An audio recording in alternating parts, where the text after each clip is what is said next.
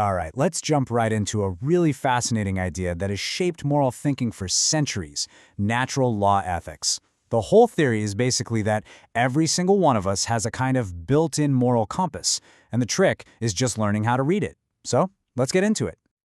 But, right off the bat, that brings up a huge question. Is everything we call natural automatically good? And on the flip side, is everything unnatural automatically bad? This is the central puzzle we're really going to dig into here. I mean, think about it. You've heard this a million times, right? It's such a common way to excuse or explain an action. We just point to our nature as if that's the end of the discussion.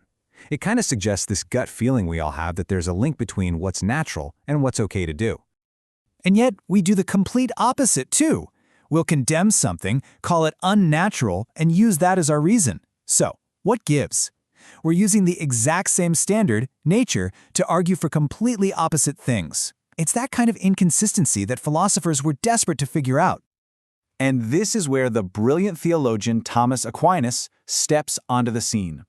He basically said, look, we all have a conscience, that little voice telling us right from wrong. But he argued that it can't just be based on some vague feeling about what seems natural.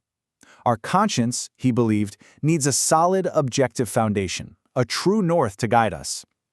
Now, to build this solid foundation, Aquinas didn't just invent it out of thin air. Nope, he went back in time and gathered the essential tools, the raw materials, from two of the heaviest hitters in history, the ancient Greek philosophers. And what he found were two incredibly powerful but very different ideas.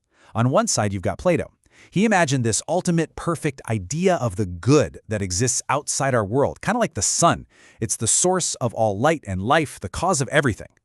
Then you've got his student, Aristotle, who looked at it differently. For him, the good was internal. Every single thing, he said, has a purpose, a final cause. The good for an acorn is to actually become a mighty oak tree, to fulfill its own built-in potential. So you've got these two big ideas floating around: an external, perfect good, and an internal, purpose-driven good. Aquinas comes along and acts like a master architect, taking both of these Greek tools and building something absolutely spectacular. First, he takes Plato's big idea. He starts with this concept of a single, perfect source of all goodness, something that existed before everything else and brought it all into being. Then he masterfully weaves in Aristotle's idea of the final cause, this notion that everything in creation has a built-in purpose, a goal that it's designed to move toward. And the result of this combination is just brilliant. For Aquinas, God is the answer to both Plato's and Aristotle's quests. God is that transcendent, perfect good who created everything, and God is also the ultimate final cause that everything is striving to get back to. He is literally the beginning and the end, the source and the destination. Okay, so if God is the architect with this incredible grand design, how does he actually put it into practice? How does everything in the universe know what it's supposed to do? Aquinas explains this with the idea of law, which you can think of as the divine blueprint for the entire cosmos. Now, when Aquinas says law, he's not just talking about some random set of rules. For him, a true law has to check a few boxes. It has to be based on reason, it has to be for the common good of everyone, it needs to be made by the one in charge, and, this is key, it has to be made known. It has to be promulgated. And this whole cosmic blueprint works on three levels. Way up at the top, you have the eternal law. This is God's complete, perfect plan for absolutely everything, the master blueprint that we can't possibly see in its entirety. Then, one level down, there's natural law. Think of this as our little piece of the blueprint. It's the part that applies to us humans, and we can figure it out using our reason. And finally, at the bottom, you have human law. These are the specific laws we create in our societies: traffic laws, tax codes, you name it. And for those laws to be just, they have to be built on the foundation of natural law. And here's the really cool part. This isn't some hidden knowledge you need a secret decoder ring for.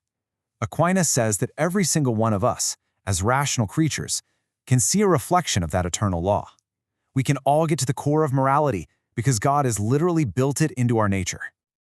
So this brings us back to the big question. How do we actually read this moral compass? How do we use this natural law in our everyday lives?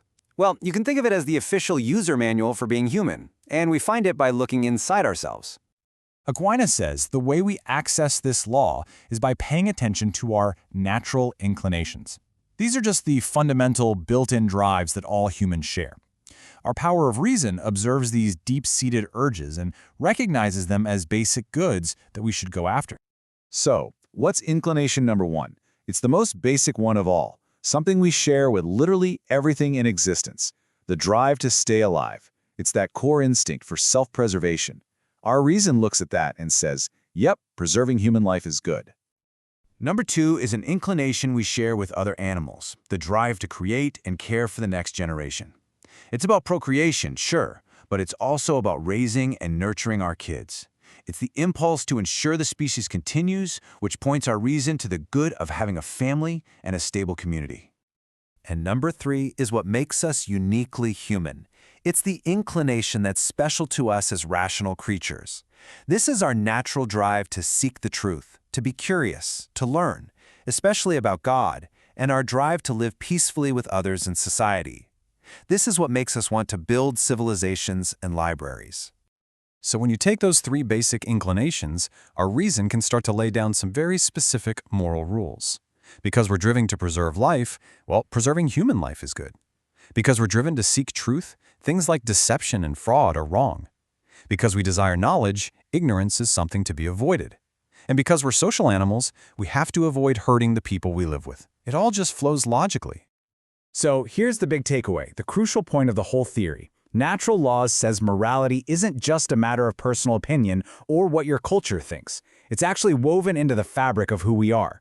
By using the reason God gave us to understand the nature God gave us, we can discover universal moral truths that apply to everyone, everywhere, at all times. But that leaves us with one last really big question to chew on. Our nature gives us these incredibly powerful inclinations to survive, to reproduce, to seek truth. But we also have reason.